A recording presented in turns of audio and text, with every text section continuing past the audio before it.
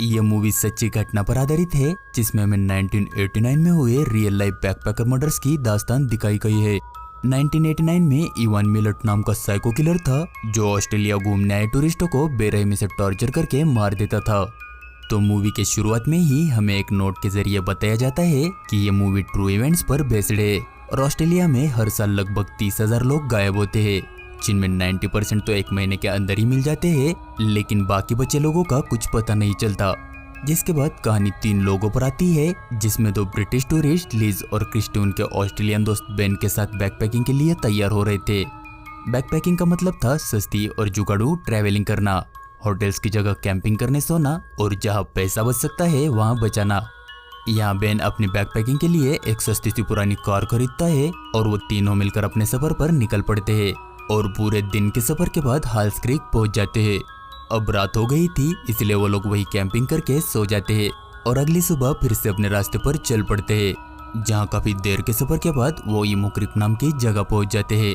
यहाँ क्रिस्टी और Liz fresh होने के लिए वॉशरूम जाती है, तब तक बेन बाहर अपने कैमरे में उनके सफर के पलों को कैद कर रहा था।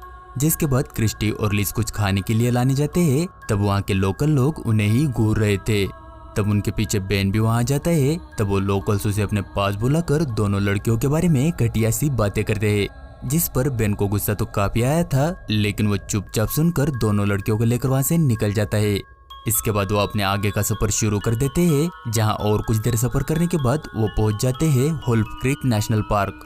यहाँ एक उल्कापिंड की वजह से एक क्रिएटर बना था। ये तीनों वही रुककर एंजॉय करते हैं और शाम होते ही वहाँ से निकलने का फैसला करते हैं, लेकिन समय देखने पर उन्हें पता चलता है कि सबकी गाड़ियाँ बंद पड़ गई है। वो उसे नजरअंदाज करके अपनी कार में बैठ जाते हैं, लेकिन अब उनकी कार भी स्टार्ट नहीं हो रही थी। इसलिए बेन कार को ठीक करने की कोशिश करता है, लेकिन उसका भी कोई फायदा नहीं होता। इसलिए वो सब कार में ही रात बिताने का फैसला करते हैं। तब कार में बैठे बैठे उनकी बातें चल रही थी, तब वो देखते हैं कि उनकी तरफ एक रोशनी आ रही है। इसलिए वो सब घबरा जाते हैं, लेकिन पास आते ही उन्हें पता चलता है कि वो एक ट्रक था, जो किसी माइक टेलर नाम के आदमी का था। माइक उनकी मदद करने के लिए कार को चेक करता है और बोलता है कि वो ये कार ठीक कर सकता है, लेकिन उसे उसके टूल्स की जरूरत है, जो उसके घर पर ही है। वो उन सबको उसके घर चलने के लिए कहता है, क्योंकि उसका घर भी पास ही था। इसलिए वो तीनों काफी देर सोचकर आखिर में उसके साथ जाने का फैसला करते हैं, क्योंकि सुबह भी उन्हें किसी की मदद तो लेनी ही थी।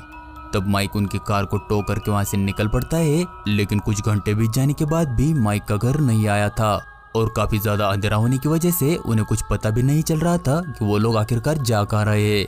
अब उन्हें डर भी लगने लगा था, लेकिन और समय बीतने के बाद आखिरकार वो लोग उसके घर पहुंच जाते हैं, जो एक पुरानी माइनिंग साइट पर था।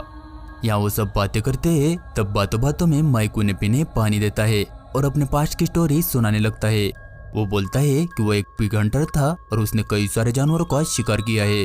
वो अपनी बातों को एकदम हंसकर बता रहा था, इसलिए बेन भी उससे मजाक करने की कोशिश करता है, लेकिन माइक को यह बात खटक जाती है। तब बेन पूछता है कि अब वो क्या करता है, जिस पर माइक बोलता है कि अब वो यहाँ आसपास घूमने वाले जानवरों को मारता है, जैसे कि टूरिस्ट। ऐसा बोलकर वो हंसने लगा था, इसलिए उन तीनों को ये बात भी मजाक लगती है। तब माइक उनके कार को ठीक करने की एक्टिंग करता है और तब तक ये तीनों बेहोश हो जाते हैं, क्योंकि जो पानी उन लोगों ने पिया था उसमें बेहोश होने की दवा थी। अब सुबह जब लिज को होश आता है, तब वो खुद को एक शेड में बंधा पाती है, जहाँ उसके आसपास कोई भी नहीं था। वो मदद के लिए चिल्लाती है, लेकिन उसे सुनने वाला भी कोई नहीं था। ऐसे ही काफी समय गुजर गया था, इसलिए अब वो खुद ही कुछ करने का फैसला करती है। तब उसे वहाँ एक कांच का टुकड़ा मिलता है, जिससे वो अपने हाथ पैर खोलकर शेड से बाहर निकल जाती है और देखती है कि मिक ने उनके कार के सारे पार्ट्स निकाल दिए हैं और उनके सामान के ऊपर भी काफी सारा खून पड़ा है। ये देखकर वो वहाँ से भागने की कोशिश करती है, लेकिन तभी उसे क्रिस्टी के चिल्लाने की आवाज आती है। इसलिए वो पास जाकर देखती है तो माइक उसे एक शेड में टॉर्चर कर रहा था। इसलिए वो क्रिस्टी को बचाने के लिए एक प्लान बनाती है और अपनी कार में पेट्रोल छिड़क कर उसमें आग लगा देती है और पास के गैस सिलेंडर को कार के पास फेंक देती है, जिससे वहाँ ब्लास्ट हो जाता है। इसीलिए माइक बाहर आकर आग बुझाने की कोशिश करता है। तब मौका देखकर लिज क्रिस्टी के पास जाती है, तब उसे वहाँ कुछ और लड़कियों की लाशें दिखती है, जिन्हें माइक ने टॉर्चर करके मार दिया था। तब वो क्रिस्टी को छिड़ा पाती, इससे पहले ही माइक भी अंदर आ जाता है, इसलिए लिज वही छिप जाती है। अब माइक फिर से क्रिस्टी को टॉर्चर करने लगा था, तभी लिज वहाँ पड़ी उसी की गन उठाकर उस पर तान देती है और क्रिस्टी को छोड़ने के ऑर्डर्स देती है। लेकिन माइक अब लिज की तरफ ही बढ़ने लगा था। इसीलिए लिज तो उसे शूट कर देती है, लेकिन गोली उसके गले को छूकर निकल जाती है, जिससे माइक बेहोश हो जाता है। तब लिज क्रिस्टी को छुड़ाकर बाहर लाती है और वो दोनों माइक की कार लेकर भागने का फैसला करते हैं। तभी लिज देखती है कि कार में चाबी ही नहीं थी, इसलिए वो फिर से शेड में जाती है और माइक के पॉकेट से चाबी निकालकर बाहर आती है। अब वो दोनों भागने ही वाले थे कि तभी माइक गन लेकर बाहर आता है और उन पर फायरिंग करने लगता है, लेकिन किसी तरह वो लोग बचकर वहां से निकल जाते हैं। लेकिन अब माइक भी उनका पीछा करने लगा था, इसलिए लिज अपनी कार तेज कर देती है, लेकिन अचानक उसके सामने एक गहरी खाई आ गई थी, इसलिए वो जल्दी से ब्रेक दबा देती है और वो खाई में गिरने से बाल बाल बच जाते हैं। तब लिज एक और प्लान बनाती है और चाबी निकालकर कार को खाई में धकेल देती है और वो दोनों वहीं छिप जाते हैं। तब माइक भी वहां पहुंच जाता है और खाई में गिरी कार देखकर उन्हें चेक करने नीचे जाता है। उसी मौके का फायदा उठाकर दोनों लड़कियां माइक की कार लेकर भागने का फैसला करती है, लेकिन इस गाड़ी की चाबी भी माइक अपने साथ ले गया था। इसलिए लिज फैसला करती है कि वो दोनों दोबारा माइक के घर जाकर दूसरी गाड़ी लेंगे और वहां से भाग जाएंगे, क्योंकि लिज वहां से एक चाबी का गुच्छा लाई थी, जिससे उसे अंदाजा हो गया था कि माइक के पास और भी गाड़ियां होगी। अब वो दोबारा माइक के घर की तरफ बढ़ते हैं, जहाँ लिज क्रिस्टी को बाहर ही छोड़ देती है और उसे बोलती है कि अगर वो 5 मिनट के अंदर वापस ना आई तो वो यहाँ से भाग जाए। इसके बाद लिज अंदर एक शेड में जाती है, जहाँ उसे काफी सारी डेड बॉडीज दिखती है, जिसे देखकर वो घबरा जाती है और वहां से निकलकर दूसरे शेड में चली जाती है। यहाँ उसे कोई कार दिखती है, जिसके साथ ही उसे वहाँ काफी सारा सामान भी मिलता है, जिसमें टूरिस्ट के फोटोज, पासपोर्ट्स और काफी सारी मिसिंग कंप्लेंट थी। तब लिज को वहाँ एक कैमरा भी मिला था, जिसमें वो देखती है कि माइक पहले सभी टूरिस्ट को हेल्प ऑफर करता था, जिसके बाद वो उन्हें टॉर्चर करके मार देता था। लिज को यहाँ बेन का कैमरा भी मिला था, जिसे चेक करने पर उसे पता चलता है कि माइक पहले से ही उनका पीछा कर रहा था। अब आगे लिज अपने गुच्छे की चाबियों से एक कार को स्टार्ट करने की कोशिश करती है और काफी सारी चाबियां ट्राई करने के बाद वो कार स्टार्ट हो जाती है, लेकिन तभी उसे पता चलता है कि माइक भी उसी कार में था। वो लिज के पेट में चाकू घुसा देता है, जिससे लिज कार के नीचे गिर जाती है। तब माइक उसके कमर में चाकू मारकर उसका स्पाइनल कॉर्ड काट देता है, जिससे वो वही पैरालाइज हो जाती है। इधर क्रिस्टी ने लिज का काफी इंतजार किया था और काफी देर बीत जाने के बाद भी वो आई नहीं थी, इसलिए वो अकेली ही वहां से भागने लगती है और सुबह तक भागकर किसी तरह सड़क तक पहुंच जाती है।